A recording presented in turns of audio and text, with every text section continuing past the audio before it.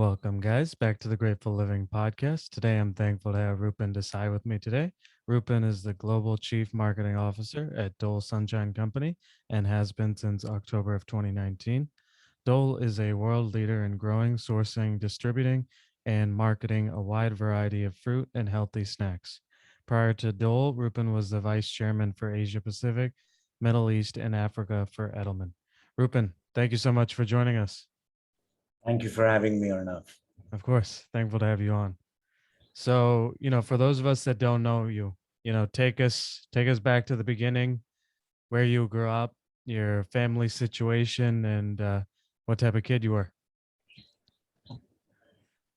So I grew up in a very small town in India. It's called Ahmedabad. It's in the west of India in a state called Gujarat. And I think apart from Mahatma Gandhi's ashram being a landmark in the city I grew up in, its other claim to fame could be that the current prime minister hails from the state as well. Hmm. And I don't know if you got to understand when I say a small town in India, yeah, even then it has a population larger than the country I live in right now, which is Singapore. Yeah.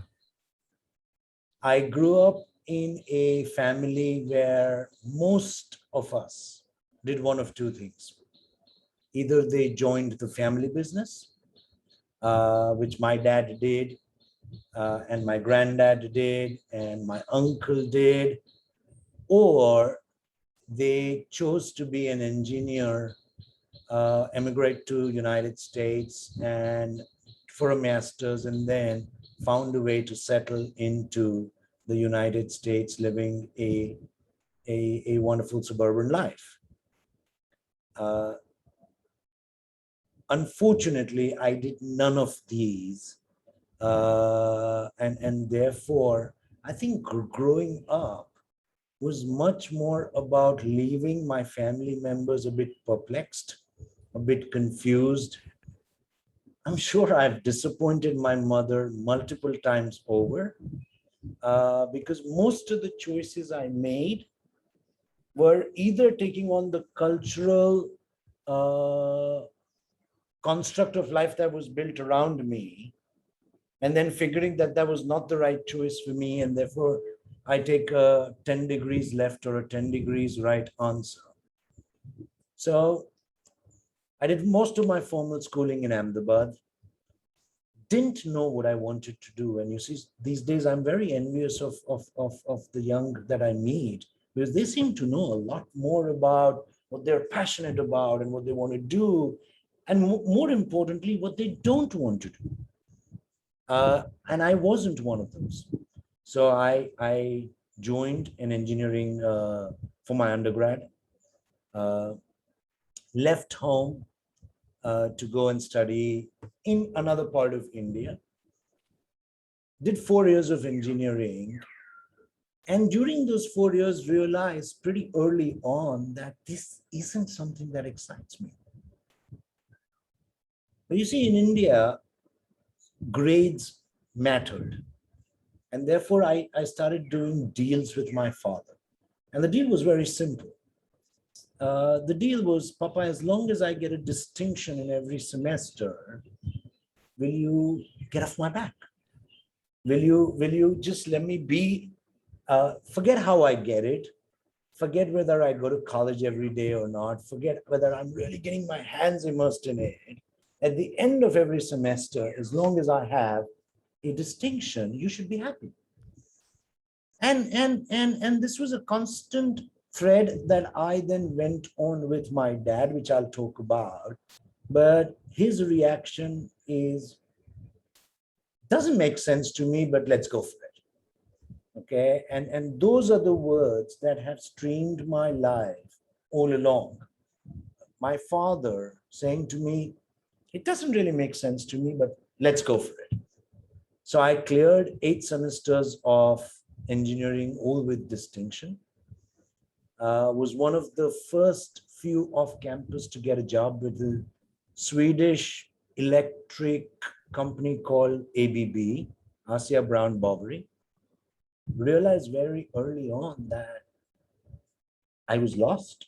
I had no clue, no inclination, no passion. And look, I became an electrical engineer. And years later, my wife will tell you that we still call an electrician even to change a light bulb in the house. So I was my grades would tell you I was exceptional at it. But between you, I, and everybody that spends time listening to this podcast, I was pretty shit at it. Uh, like every other cousin after that, the path chosen was let's apply to colleges in the United States.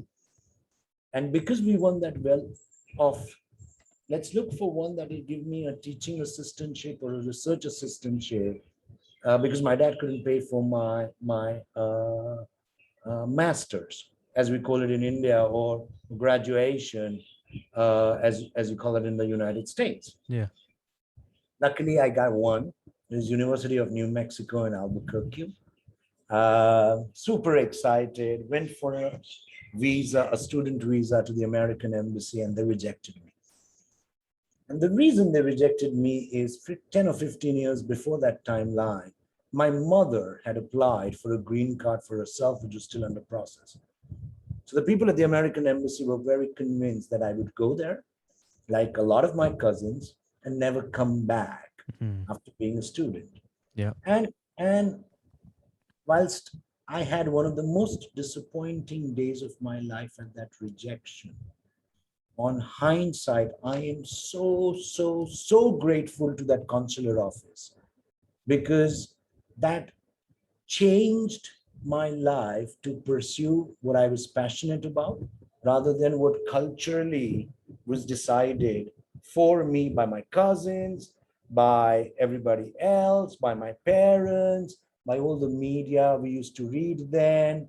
And the formula at that time was quite simple: good education, good job, good money, good life, happiness.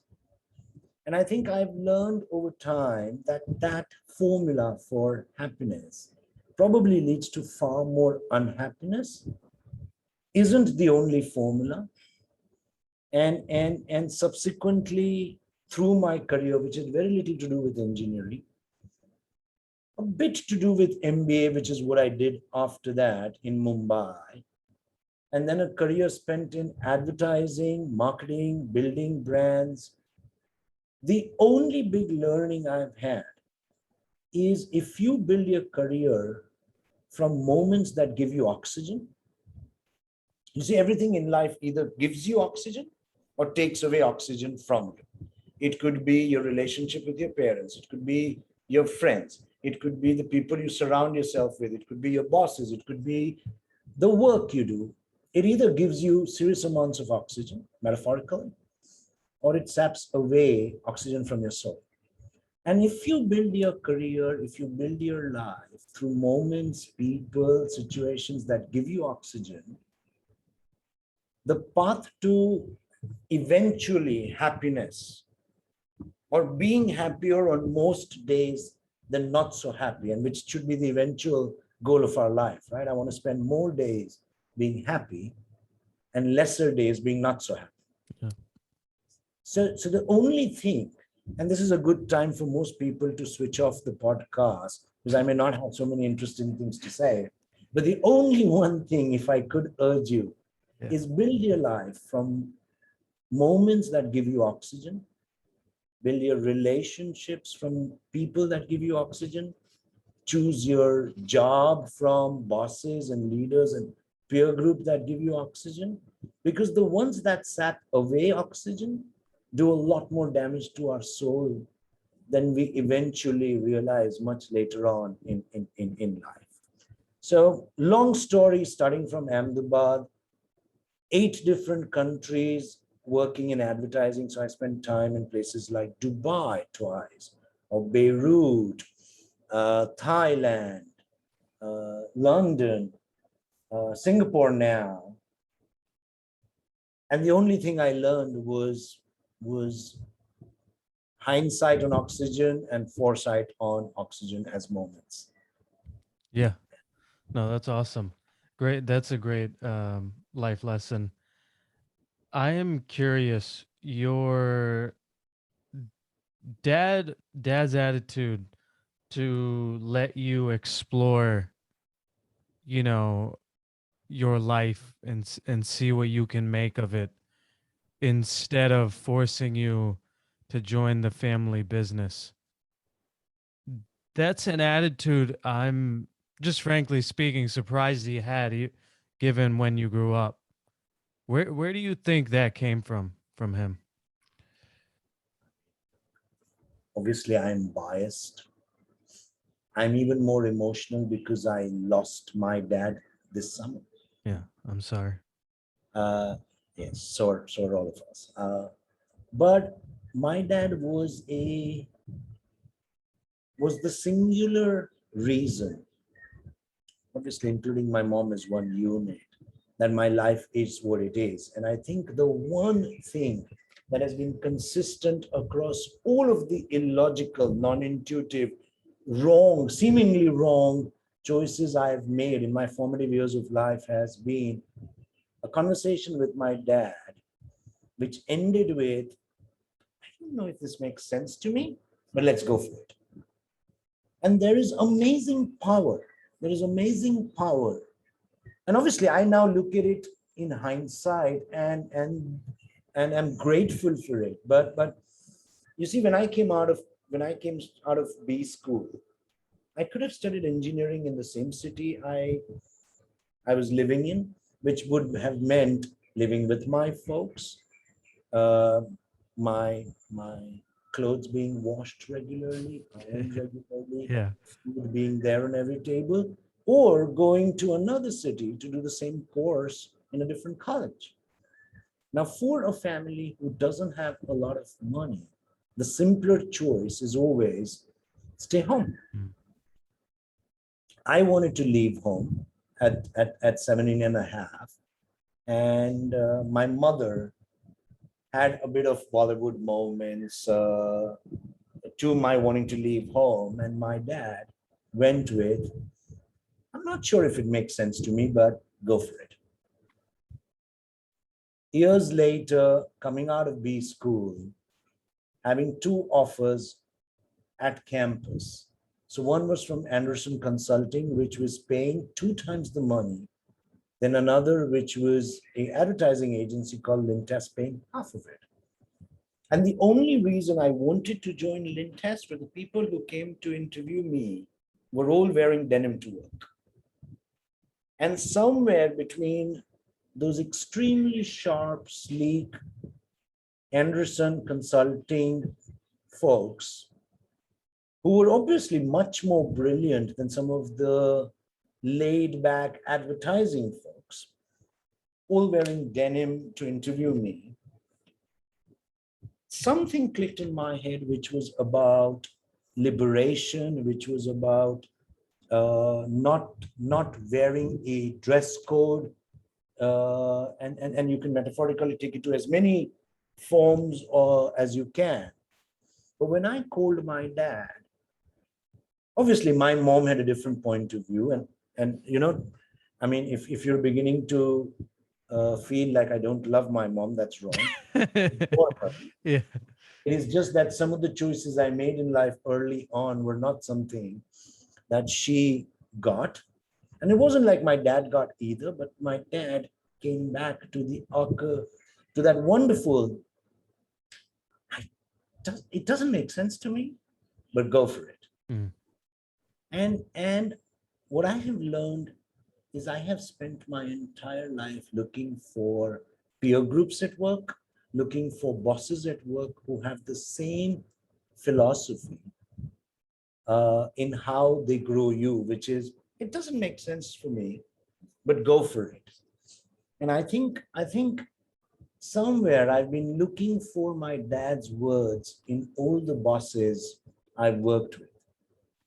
And then as I look back, the best bosses have been the one who have, in some form, some sentiment, echoed dad's words. And the terrible bosses are the ones who told me how to do stuff, told me how well I should do it, And they weren't looking for growing other leaders. They were looking for growing executors of their whim, fancy strategy.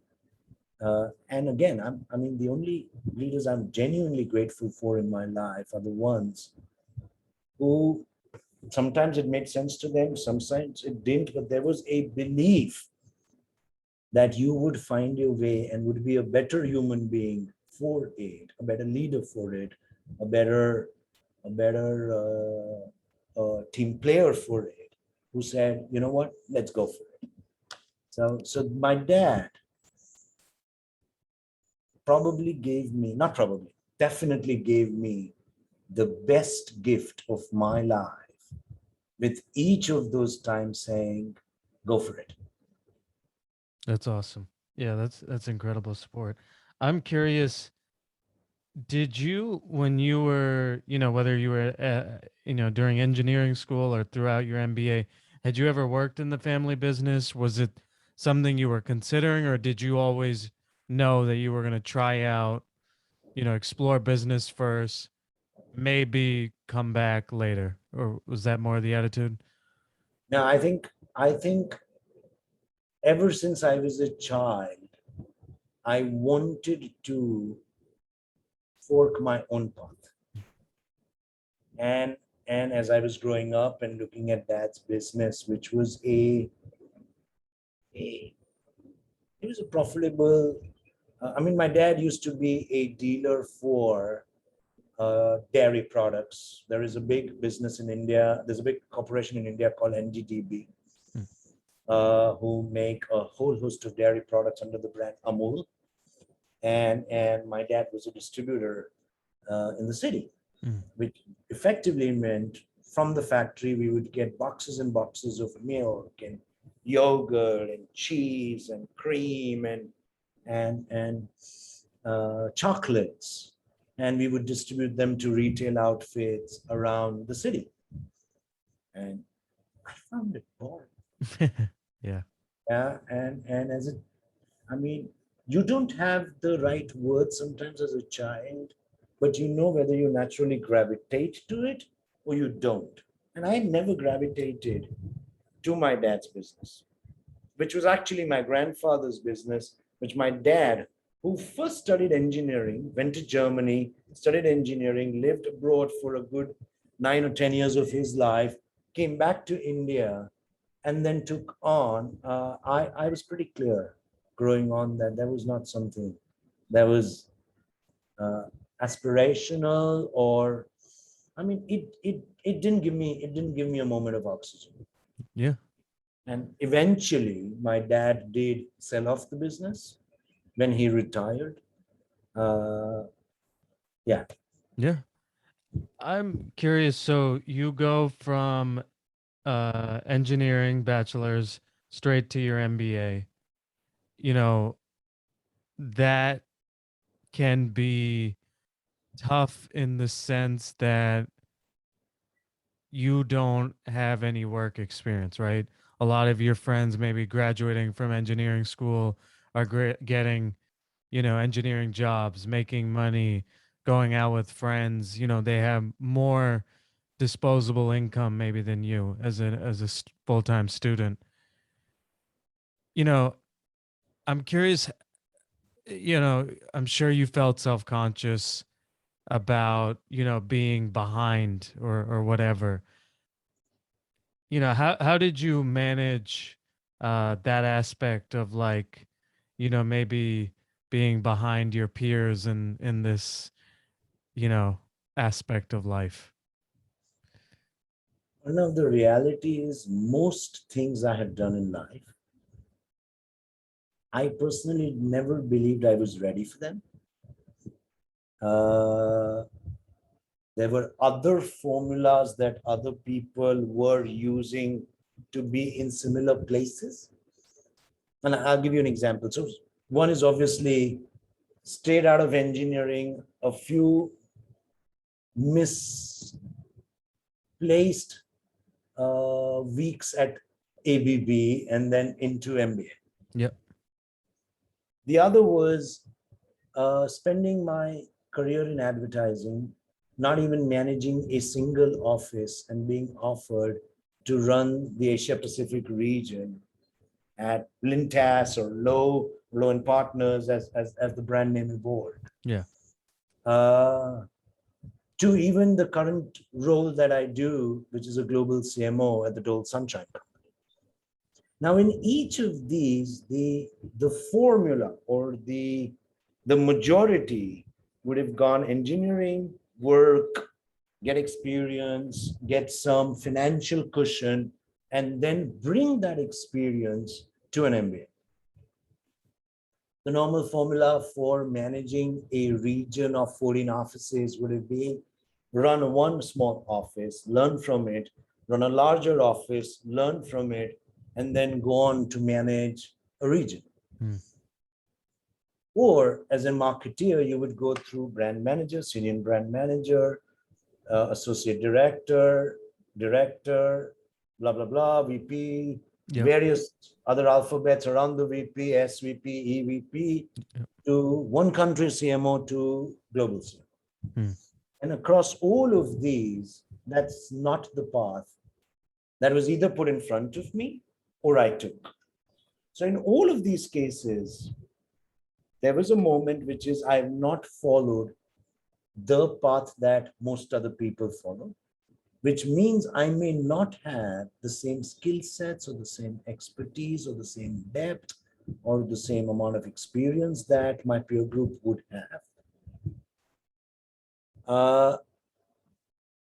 And the only way I have dealt with that is to shut that voice. You see, inside us, we have lots of voices. The voices that create unnecessary fear, that create unnecessary doubts, that create this fear that we're not as good for what we're meant to do. And maybe it's correct 9 times out of 10. Let's accept it's correct 9 times out of 10, but who cares? Mm. If this is what you want to do, whether you started out in a different way, whether your ladder wasn't a corporate ladder of step 1, step 2, step 3, and you decided to jungle gym out of life, okay, you just hang on to the bars and accept you may not know as much and therefore learn harder, fail harder, but shut that voice. And while I talk very about shutting that voice, obviously I succeed. There are days I fail, but eventually that acknowledgement that that voice isn't helpful, that voice either inside your own head or some of those insecure, jealous people around you, that voice, because not one path is the only path that should be followed by people. So most people think it's the ladder. Let's go step by step. Everybody's got to wait. Everybody's got to be patient. Everybody's got to follow the same path. Or you just jungle gym from one bar to another. And as long as intrinsically you're either good with it and you're passionate about it, and if you can combine the two, I'm good with it and I'm passionate about it, things will come. Things will come. As long as you have bosses that replicate Mr. Desai Senior's words, let's go for it, things will come. I mean, and when they do, you count your blessings. You'll be eternally grateful for them, like I am. Yeah. No, that's great advice. So, I'm curious, as you look back, especially now, given the position you're in, what value did you get out of the MBA? If there are people out there that are considering it, or if there are people out there in their first year, doing it, what would you recommend that they get out of, maybe they're possibly their last 2 years of schooling for life? Uh, two potential things. I don't know. I think an MBA, the paper or the degree is a fantastic door opener to opportunities that normally would not come most of our way. So when you choose the school, when you choose the course, when you choose your professors, they're all meant as a door opener, a door to places you could work in and learn from that you'd normally not get, but also a door through the professors' networks, a door through the school's alumni, a door through some very successful people who were there a decade before you, who have a emotional appeal and therefore look at CVs very differently when they come from their alma mater. Mm. Okay. But you got to be clear, it's a door opener. Or two, it forces you to think faster, clever, better. So, whilst I may not realize what either engineering or an MBA did for me in terms of my ability to change a light bulb or my ability to write a profit and loss statement or corporate accountancy, what both of them did for me is I'm able to connect dots faster, better, differently, and in business eventually you learn and you grow to a point where the senior most people take the decisions that change the lives of that business.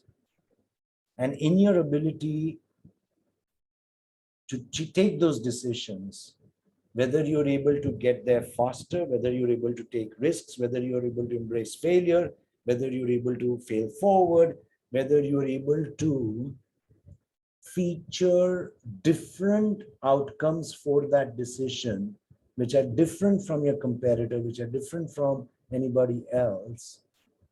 I mean, that's what an MBA, that's what school, that's what it should prepare us for life rather than prepare us to do better math. I mean, I Yeah. grew up at a time when we used to take a paper and a pencil and do mathematic tables. Yeah. Then suddenly you reached engineering where they gave you a scientific calculator. And you go, hold on, so why did I spend all these hours learning how to do math?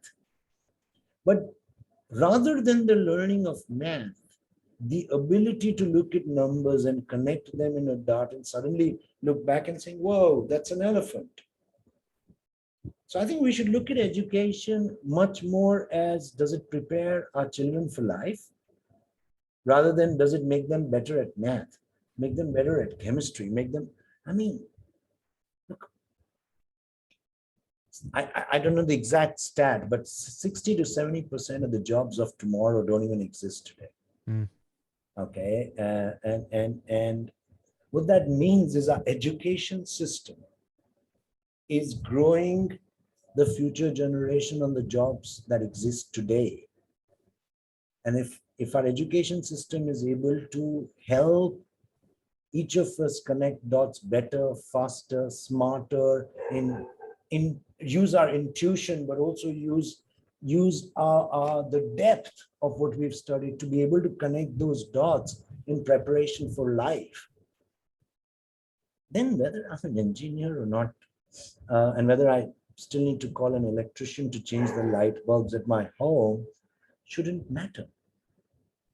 And then look, the reality is I still got the distinction for all 8 semesters like Yeah. I promised Papa.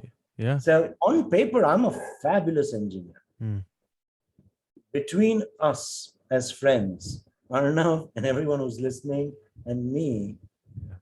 that's not true. But am I thankful that I learned engineering? Absolutely. Absolutely. Yeah. So as you said, you were at the MullenLowe Group, for 15 years in various roles. Uh, in 2010, you become regional president of Asia Pacific.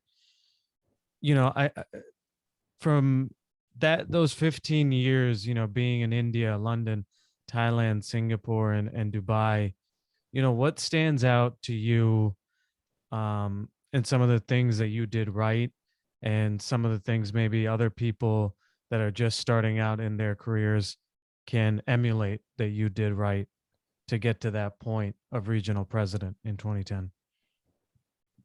The honest answer is I don't have a list. Okay, so what I can share is anecdotally what happened with me. And then the listeners can take away their own interpretation. So very early on in my career in India, an opportunity opened up in Dubai. The only reason I really wanted to move in Dubai is I wanted to earn in a different currency and live in a different life. It had very little to do with my career. In fact, most most of my mentors advised me against a career in Dubai. It was like India, the amount of depth, the culture. If you build a career in India, you stick to it.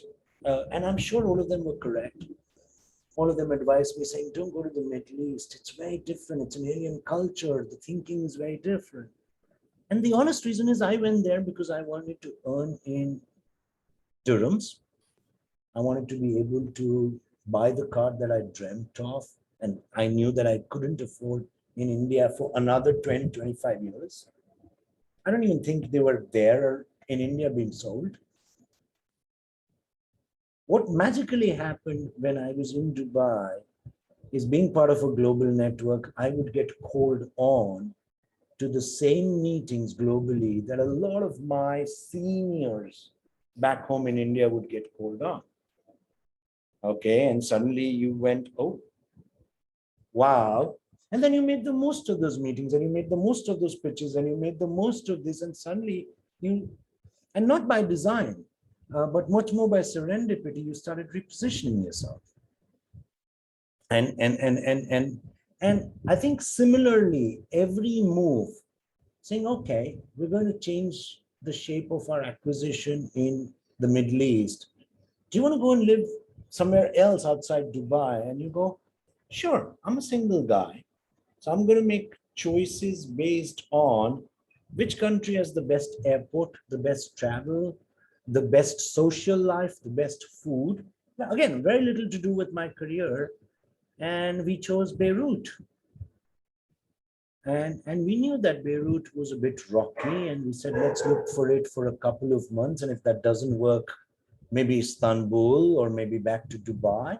I ended up spending 3.5 years, some of the best years of my life, in that gorgeous country, destroyed by politics. But it is amazing. The geography is outstanding. There's very few places in the world where you can snowboard in the morning, drive down 3.5 hours to the Mediterranean and hit the beach. The food is outstanding. The people are outstanding. So I ended up spending 3.5 years in Beirut. Again, logically, by definition, this should have been the death of my career. And actually the opposite happened, which is I was doing things I wouldn't normally have got to do if I'd taken life as a ladder that was preordained, pre-decided by some intelligent people and gone step by step. Was I ready to take over being a regional president of a large agency network? I can tell you now, absolutely not. In fact, I remember the meeting. We were in the south of France for the Cannes Film Festival. My two bosses, Tony Wright and Michael Wall. Tony was the chairman of the company. Michael Wall was the CEO of the company. And when you go to the south of France, you usually spend that week having extremely late nights, drinking all sorts of liquids that damage you, and waking up the next morning with the alarm at 7:30, cursing yourself, saying, why did I fix a meeting at 8 a.m.? So you're between your best friends and Alka-Seltzer, lots of water, lots of black coffee. You walk into this meeting. And I remember Tony and Michael going, look, we want you to run the region. And my first response, and it wasn't the wisest one, probably in hindsight, because they didn't react that well to it, but my response was, are you sure? Because I think Joseph Tan who runs Indonesia would make a much better president for the region. I'm sure they were equally hungover, tired, because they said, look, we're giving you a job that most people will jump at. And you're telling us that we're making a wrong decision and we should give it to Joe Tan. Yeah. What I can tell you right now, in all honesty, and Joe's always been a friend for life, Joe Tan would have made a better president. Okay. I eventually did that job. I did it for 6 years. I probably did some things extremely well and some things terribly. I learned a lot from it. But again, I think on hindsight, was I prepared for it? Had I planned for it? Had I followed the path often followed? And I think somewhere in all of these, there is magic in Robert Frost's poem of the road less trodden, the path not taken, and when he talks about the two paths, and so my if my life is anything to lead by, and like I've said, look, I have very little to share except my own stories and my own anecdotes, and you should take anything, something, if it appeals to your life. But I think we've put too much value on these formulas of careers and success and ladders and leading to happiness. And sometimes having my dad's words, which is go for it, shutting that voice that tells us we're not prepped for it, we're not ready for it, we don't have the right amount of experience for it. And then just making the best of what you can do. So far it's worked. When it stops, I'll probably be too old. And then I'll write a book in which Beirut still takes a good chapter as it should. So Yeah. it's been fun so far. Yeah. Yeah. I'm curious, y- living in 4 or 5 different countries, different cities, did you ever have like fear of a new culture, a new language, and or, you know, as you look back, is there any piece of advice to adjusting to a new country or city? So I think there is a lot of power when you are living not so rich. So the only look, I hadn't taken a flight till I was 20 years old. Therefore, and I knew that the reason I hadn't taken a flight till I was 20 years old is because we couldn't afford it. And I channeled that to having a global career, living a nomadic life, 3 years in Dubai, 3.5 in Beirut, 2.5 in Bangkok, Singapore, and beyond. And I think because we live in a world where only about a few percentage of people have everything that they need and can afford, the rest of us need to find the power in not having it, but wanting to live it. Now, the travel has been the best learning, the best school in my life. New countries, new friends, new people, new cultures, new languages, new experiences, all require just one thing from you, which is openness. The ability to embrace you don't know everything there is about food, about people, about languages, about cultures. And when you have the openness, you discover my best friends live in London, live in the US, live in Ahmedabad because I grew up with some of them, but also live in Beirut. So when it was time for my wedding, I mean, we had to literally find a place that people from around the world could travel to. Mm. There was a lovely beach in Thailand, 2.5 hours from the Bangkok airport. But, I mean, there is so much magic in travel, in experiences, in openness to new foods and new cultures, new people, new music. I mean, finding the weirdest of bars in Beirut and Bangkok, and some great experiences, some that I would not mention to my children. Uh, Yeah. each of them, each of them makes you into a different human being. Of course, you can spend your life living on East Village in New York, spending the entire life in New York, becoming a famous blah blah blah in New York. And there's nothing wrong with that kind of life as well. But for everybody that's listening, if you find an opportunity to get on a flight, live in a different land, make new friends whose language you may not understand. I mean, look, when I went to Beirut, most people spoke either French or Arabic.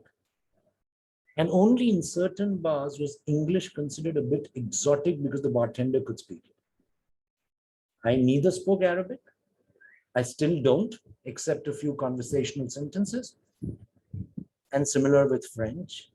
And I had the best 3.5 years of my life because the moment I landed, I found some kindred friends in Patty and Riyadh and Ellie and Jack, and suddenly I was home. So it's the ability to find homes in places that you don't know were defined as homes for you as a state of mind, and it's probably the best school I've ever had in my entire life. I mean, I've now lived in 8 different countries around the world. We're an Indian Dutch family. My better half, and she's a long shot the better half, is Dutch, who's again been a nomad her life between Zimbabwe, Bangkok, Singapore, and beyond. And that's the only gift I wish I can give my kids for the entire life, which is travel.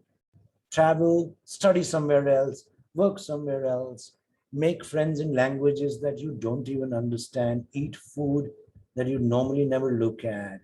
And life is far more colorful, far more filled with oxygen. At least, and that's how I've found it. Yeah. You mentioned your better half. I believe it was during this time period that you met her, correct? In Bangkok, yes. I mean, look, the reality, and again, I'll show you my complete inability to plan life. So I met Nicole at a bar. She used to work for Nike at that time out of their European headquarters in Hilversum in the Netherlands. And she was sent for a project to Thailand. And this was a time when Skype used to be a dial in. And I'm sure most of your listeners may not be old enough, but I'm sure there are enough videos on YouTube that can tell you how bad and patchy it was. Yeah. So I meet this amazing girl at a bar who tells me that she's going to finish a project in 2 months. So in my, I'm going to be perpetually single mind goes, oh my God, this can be the best affair ever. Right? I Yeah. mean, 2 months later, she'll travel back. I don't need to break up. We can have the best time, and I can continue living the wonderful single life that I have led for the last 8 to 10 years before that. Mm. Obviously, long story short, she is my wife now, Yeah. wonderful mother. We have 2 gorgeous kids, 2 dogs, a madhouse. And again, it was one of those moments which was alien culture, completely alien to me, an intuitive moment, and going, let's go for it.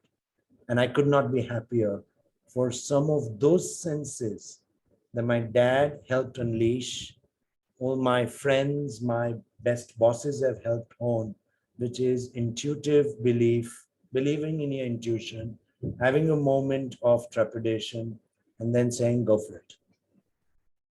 Yeah. We sort of touched on this before we started recording, but I'm curious, a lot of the attitude today is, you know, you work hard, and some people, especially in their late 20s, early 30s, or they're not open to having a relationship or things like that, just because they don't want the commitment of a personal life.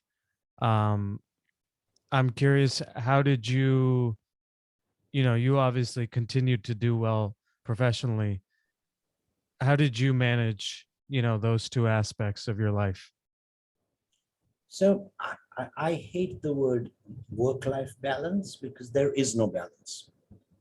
They are, and if anything, the pandemic has taught us anything, apart from all the other wonderful things we've learned, it's taught us the complete permeability between work and life beyond work. My biggest joy was I was surrounded by loved ones that knew how much I loved what I do. And I think before anybody moves to work life and how I try and do everything or try and do everything equally shit, okay, I think the first step is to do something that you like. If you are not in love with the work you do, unless it's paying the bills and you really need it for survival and you're at the lower end of Maslow's hierarchy of needs, then obviously don't listen to me, bring the bacon in, Yeah. as everybody should. But if you have a choice, find something that gives you a moment of oxygen. Because the moment you do,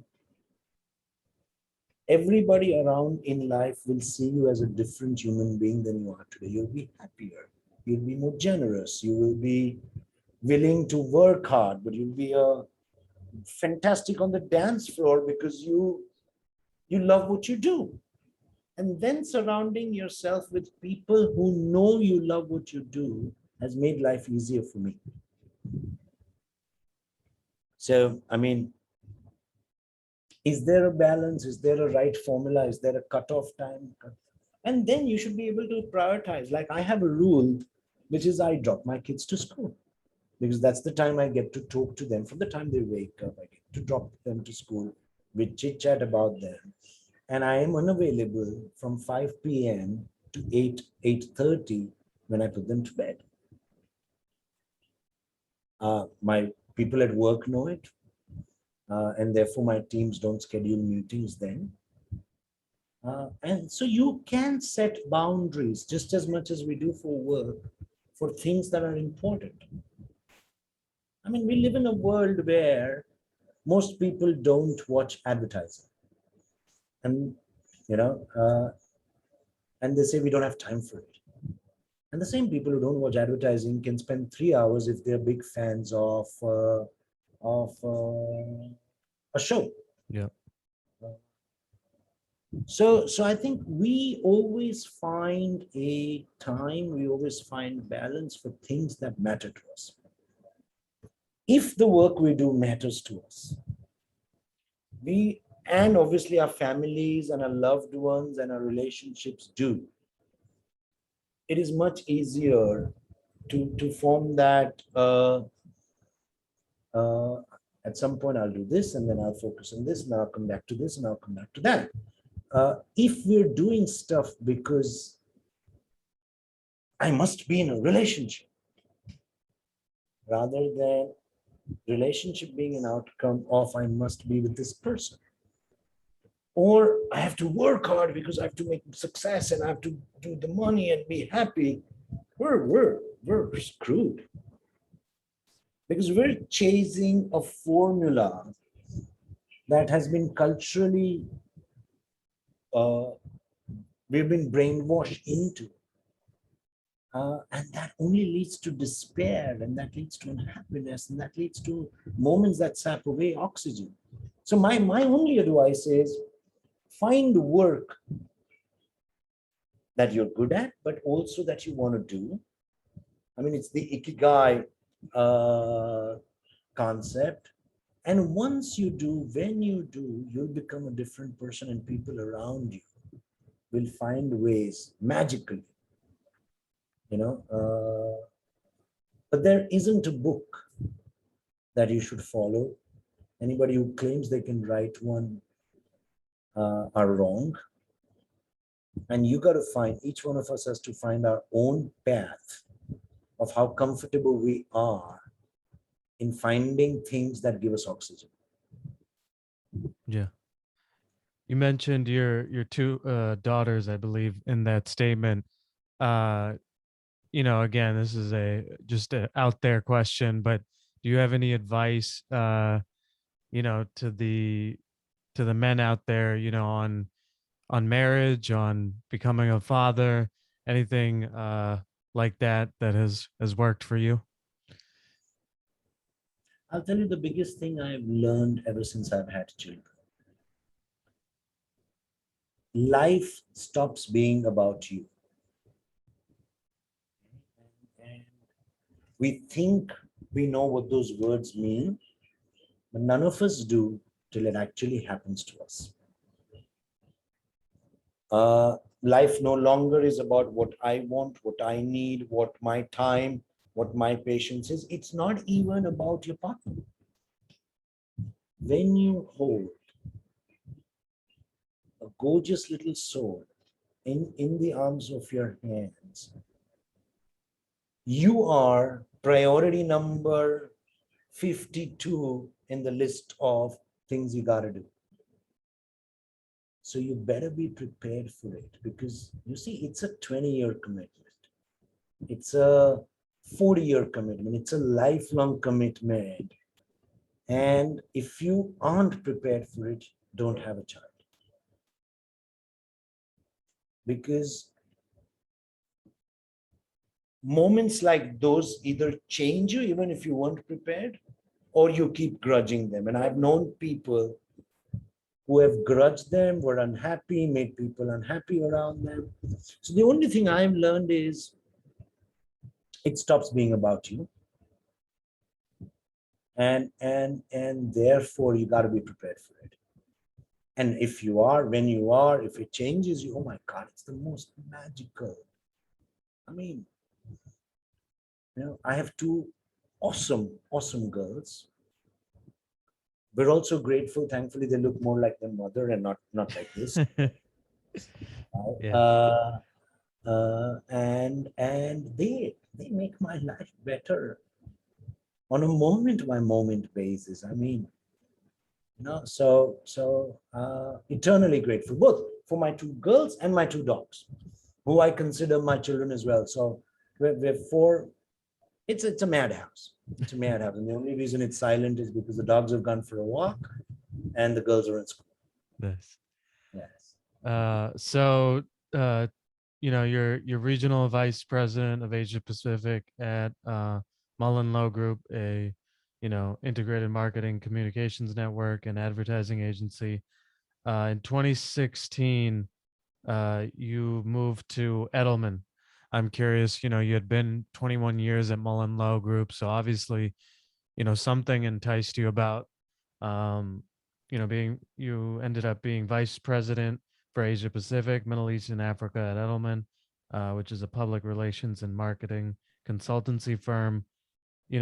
What drew you to Edelman, and talk to us about that experience. So it wasn't,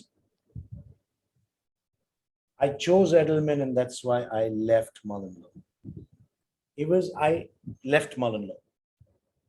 And that was a decision. And when you spend 21 years, I mean, you've had about 4 or 5 rounds of furniture changes and you've still been around. Mm.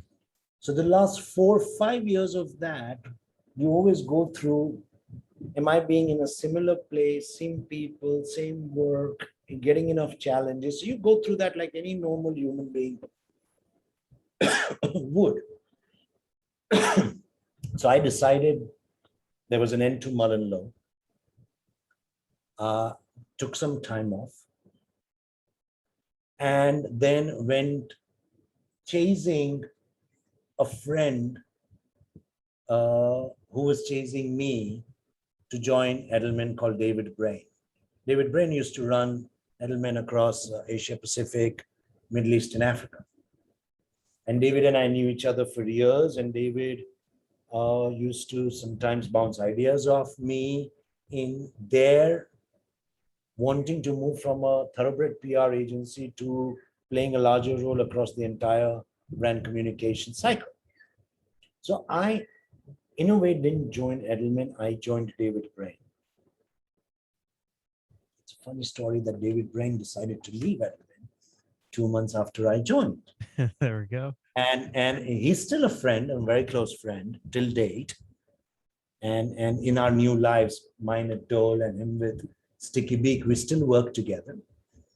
Most conversations for 5 years with David Brain start with 3 to 4 minutes of profanities because he convinced me to come to Edelman and then decided to leave a couple of months later.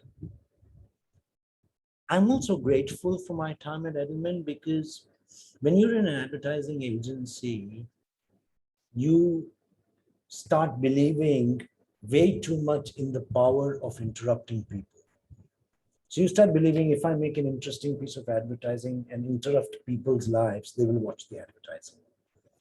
I think my experience with PR taught me about beautiful new currencies of marketing, like gaining people's attention, gaining people's trust, multi-stakeholder communication, and the fact that you don't need to constantly interrupt people's lives for brands to communicate with them.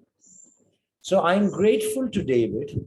Don't tell him that, and I hope he doesn't listen to this because I will continue cursing him. But don't.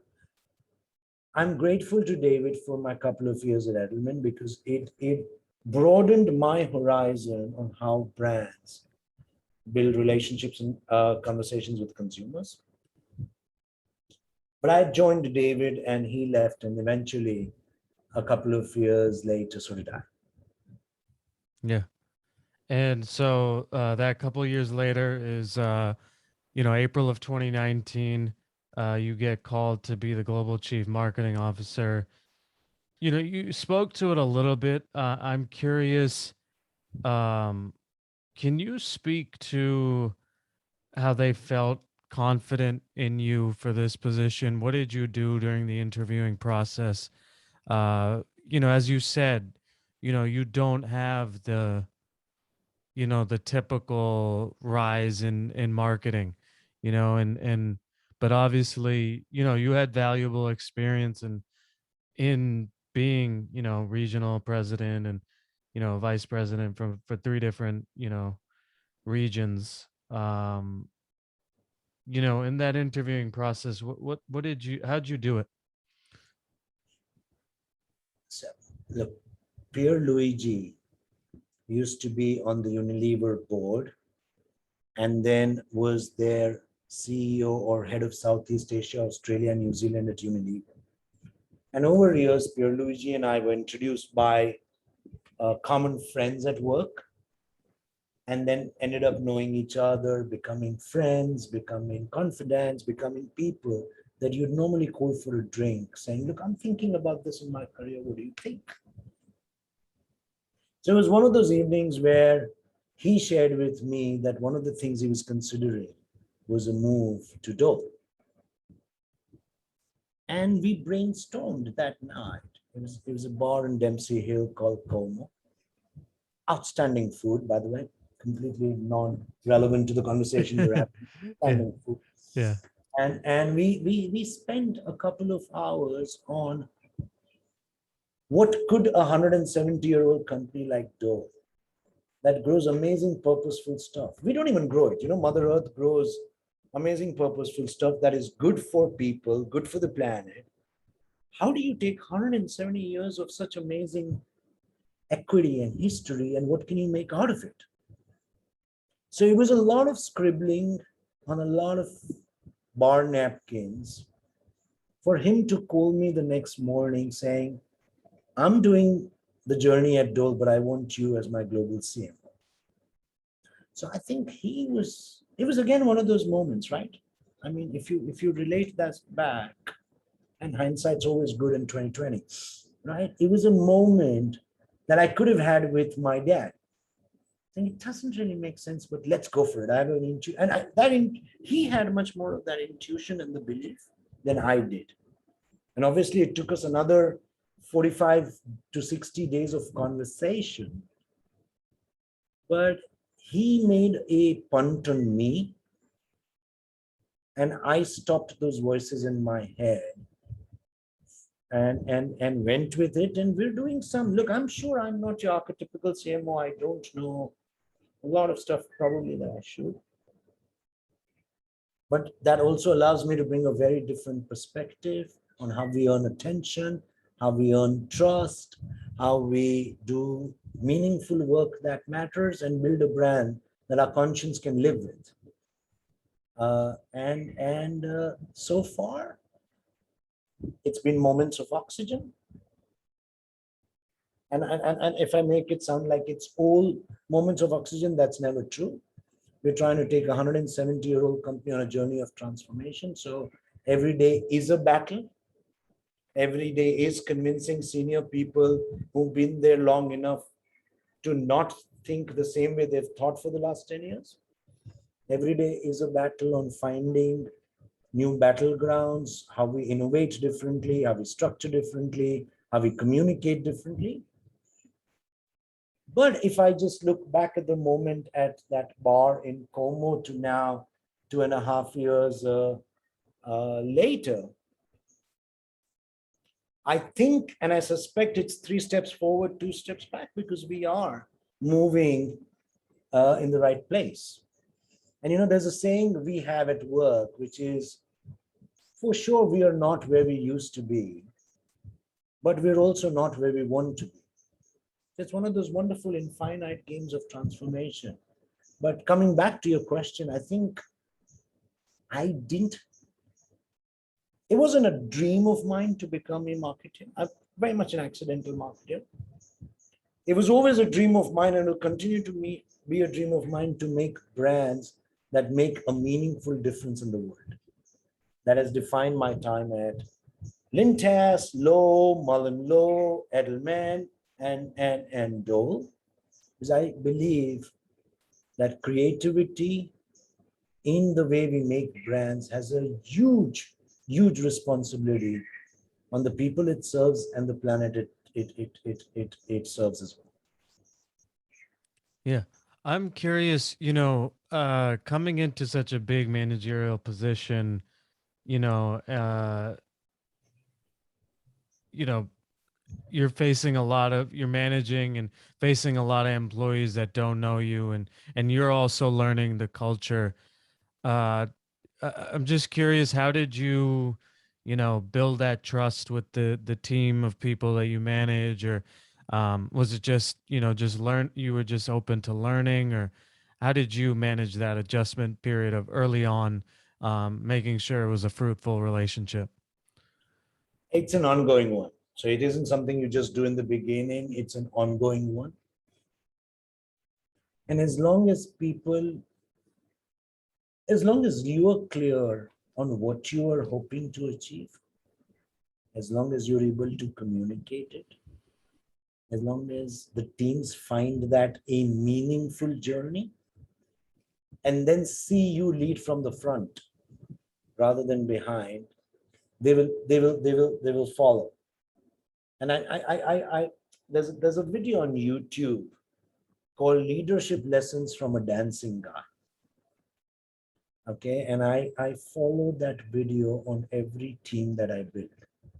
And it basically starts with a singular person doing some very funny, mad moves of dancing. Hmm. Okay, and it usually starts with people around. It's the scene is that of a festival, people around laughing, joking, sniggering. And there's a moment at which this turns when he gets his first follower. That's when he's got his first believer. Hmm. And then the two of them stand. They're still dancing stupid, Yeah. still dancing funny. He treats his follower almost like, not almost, like an equal. Because the first follower makes you a leader. and then two more people joined, and four more people joined. And suddenly there are 35, 40 people dancing the same stupid alien. This wasn't how we danced before move. And suddenly the people that are laughing start diminishing, and they become the outliers with no option than to join in. I mean, it's there. I mean, it's there. You just Google leadership lessons from a dancing person. The video is not awesomely clear, but it has more lessons on leadership than I could ever write in any form of a blog or a book. Yeah. I'm curious. So, you know, global CMO is a huge job. How do you look at, setting objectives? Is this something you and your CEO or you guys discuss as a group? Like how do you, because you're in so many different countries, you're trying to target so many different people. What is it, you know, how do you create that objective, and how do you tend to measure success, if that makes sense? So I'll tell you how we have tried to find the moment of oxygen for this company. So Mother Earth grows some amazing stuff.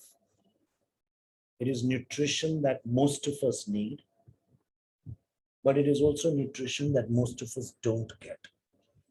So if you pause and think for a moment, we're growing up in a world where unhealthy food is far more affordable, it's far more accessible. I mean, highways in America have totem pole after totem pole of unhealthy food. So it's far more affordable, far more accessible, far more available. Uh, uh, and usually supported by governments. Our children are growing up thinking French fries are a treat while good old broccoli is a punishment. So unhealthy food is even far more acceptable. And therefore, as people whose job it is to bring the goodness of the earth to as many people as possible, we have to change that. So our moment of oxygen for the company is we believe access to good nutrition should be like sunshine.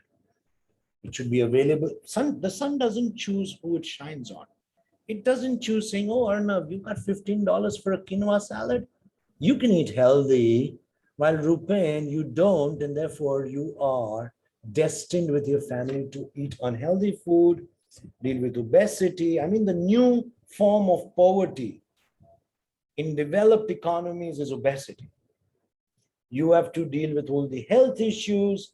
So we're on a journey. We're on a journey to try and bring, in a very simple set of words, we're on a journey to bring goodness of the earth to as many people in as many forms, in as many shapes, in as many ways and prices as we can. Now, when you define that as a moment of oxygen for the company, you start looking at your innovation very differently. You want to make products that replace unhealthy drinks, and you're in the beverage business. You want to make products that replace unhealthy chemicals, and you're in the supplement business. All through the power of the fruit. You start building products that want to replace unhealthy meals, and you're in the meals business. So suddenly your innovation cycle starts defining itself. How you structure yourself starts defining itself. Because if you want to make the world have better access to good nutrition, you need to look at it differently. What you measure as business success starts defining itself. The KPIs of our leaders starts defining itself. And the power of an outstanding purpose for a company is it usually becomes the business model rather than the next advertising brief. So when we define that, it started changing how we structure, what we measure, how we innovate, what's important for us. And in a way that sets their own KPIs, not just for me or the marketing teams. It sets the KPI for the entire leadership team, whether you're a head of supply chain, the head of innovation, the head of talent, the head of a region. And that's what we start measuring. So, I mean, Mm. that's the power of a purpose as the business model rather than purpose as the advertising brief. Yeah. No, that's awesome that your company is doing that. I'm curious, marketing has a lot of, analytics from a campaign. There's a finance of creating a campaign. There's the creativity. How do you look to balance those? I mean, there's so many more elements, but how do you approach that? Say, you're the person that reports to you in the US brings you an idea. Um, what is the thought process in you either telling them to go forward with it or saying, oh, maybe you should think of a different one? Look, there's a statistic that the WFA researched a couple of years ago. WFA is the World Federation of Advertisers. And they said people wouldn't care if 74% of the brands that they use today just disappeared tomorrow. And it's a bit humbling, a number, right? Which means as a marketing community, as an advertising community, as a PR media community, 74% of what we're doing is pretty much gigo. It's garbage in and garbage out. And it doesn't require a genius to do it. When you and I are suddenly looking at our own Facebook feed or our own Instagram feed, we're not looking for advertising. I mean, my kid who's 2 years old, when she knew that exact moment her Peppa Pig would be interrupted by it looks like an ad, skip button, skip button, skip, Yeah. skip, skip, skip, skip, skip. So we're this entire thing of interrupting people's lives has created that 74% number. And suddenly, when you start from a mindset of, I need to earn your attention, I need to earn your trust. See, people don't hate advertising, people hate bad advertising. Mm. But the converse of that is people watch what they like. Sometimes it happens to be an ad. So, how do you strive to be in that 26%? Defines how much money you spend, who do you spend it with, what kind of stuff you make, what kind of conversation. Because otherwise, and there's this saying there's a huge difference between motion and progress. You could be in a rocking horse and you could go, whoa, whoa, whoa, whoa, look at me, and finally you're in the same place you were. And that's motion. And that's what contributes to trying to do the same thing as your predecessors did, and running up to that 74% of the brands that could just disappear tomorrow and nobody would skip a heartbeat. I think where a lot of us as brand owners, brand builders, brand shapers need to do is start making stuff that people like watching, people like commenting on, people want to be a part of it, people want to genuinely laugh at it, share it, like it. And the starting point is it's very little about you. I mean, look, think of it as a dinner table, right? Imagine if you're having a Saturday night dinner and a toothpaste walks into your dinner, sits next to you. Yeah. And the toothpaste is famous for the only conversation the toothpaste has is how I wash whiter than the whitest, or brighter than the brightest, or 90% of dentist Dentists problem. approve. Yeah. It's going to be a very short dinner. Yeah. And if you take that as a metaphor of life, and imagine if Patagonia walks in and says, don't buy this jacket. Oh, I'm in the business of selling jackets, but don't buy the jacket because we'll mend this one. And I think brands that have a larger view of society, have a larger view of the planet, have the larger view of the people they serve, rather than an egotistical, it's about me, myself, and I'll keep interrupting your word, have a much better chance to land up in the 26% of brands that would be missed, that are watched, that are liked, are commented on. So I think that becomes the governing principle of all the marketing that we're trying to do at Dole. Yeah.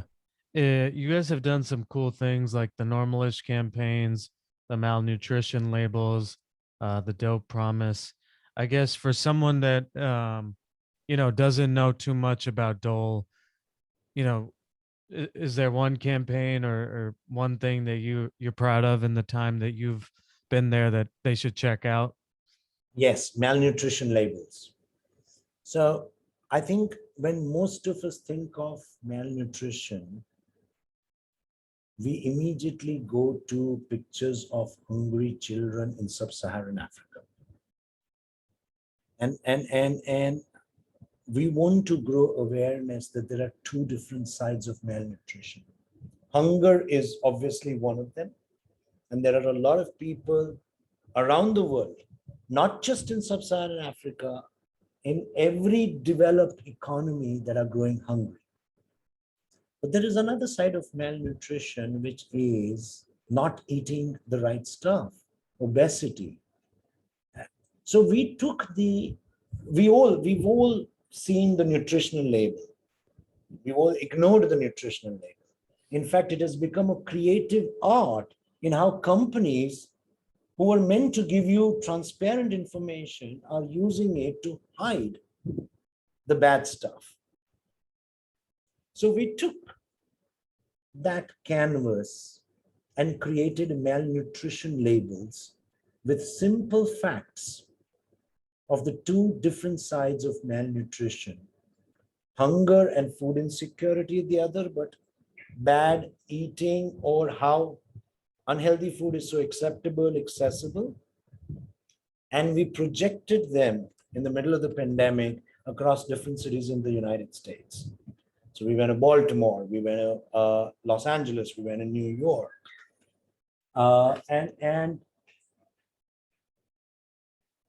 And what it did is it makes you stop, pause, think, and hopefully act differently. Because not eating well enough or wasting the amount of food we make or ignoring the hungry only makes us a worse off planet than we are and then we found it. So malnutrition label, and in fact, in about 5 days from now, we will be doing the second version of malnutrition label. We've just finished activating it. It doesn't have the projections, and it focuses heavily on the divide between the food we grow and the feed we can provide to our world. So we grow in a world where we can feed everybody, and yet 1/3 of the world's food that is grown is wasted. So somewhere we want to create awareness and action. September is Hunger Action Month. The UN has a day in New York around this. And in the next couple of days, we'll be releasing our next version of the malnutrition labels around the food we waste. Yeah, that's awesome. Rupen, we've talked about a good amount.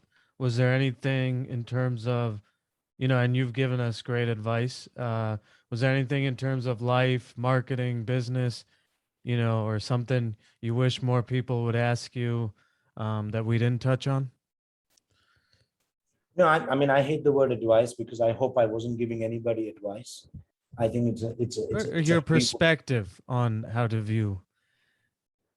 I mean, life is much shorter than we think we have to plan for it.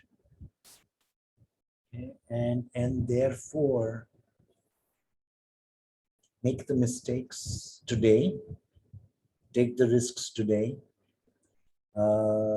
make messes, take the path that isn't culturally brainwashed into our head, But do all of this if you have the ability to shut that inner voice. It's something I've spoken about, something I believe in, something I want to continue doing, and something I'm eternally grateful for. Because if it wasn't for my dad, if it wasn't for bosses like Tony or Michael or Pierluigi or my partner in life, Nicole, they're all people who've been there and had more belief in me, still do. Most of them do. Uh, Sorry, Tony. Most of them. Uh, uh, you know, I am so grateful to people that said, go for it. And here I am at 50 trying to go for it. Mm, And so should each one of us. Yeah. But this has been wonderful, Arno. yeah. Thank you so much. And if anybody was listening, first of all, thank you for spending the amount of time you've done of your precious life. Thank you for giving it. Yeah. Thank you. Yeah. So Ruben, before we end, if anybody wants to support Dole or support you, is there a way they can do that? Yes. So if you want to get in touch with me, please find me on LinkedIn. It's Rupen Desai. And more importantly, if you want to be a partner with us on the journey, because you see, we're a small drop in the change we're trying to bring. So at sunshineforall.com, you will even find information of a fund we have. It's a fund for ideas. It's a multi-million dollar fund which realizes that out there are people who have better ideas, better ways to help us achieve what we can. And therefore, if you have an idea that helps us on the Dole journey, I'm sure we can do magical things together. Yeah, no, that's awesome. Rupen, I just want to thank you for giving your time to us and the Grateful Living community.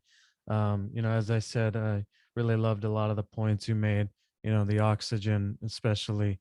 And so thank you for your knowledge, perspective, and stories. And hope you continue to stay well. Yeah, you as well, Arnav. Thank you, everyone. Thank Bye. you.